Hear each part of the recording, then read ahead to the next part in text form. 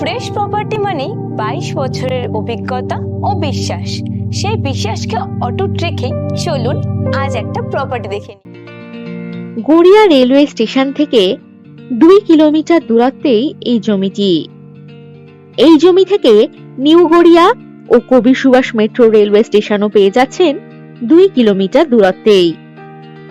জমি থেকে 3 মিনিট দূরত্বেই পাচ্ছেন বাজার, school, college, bus stand, auto stand ইত্যাদি সমস্ত রকমের সুযোগ সুবিধা।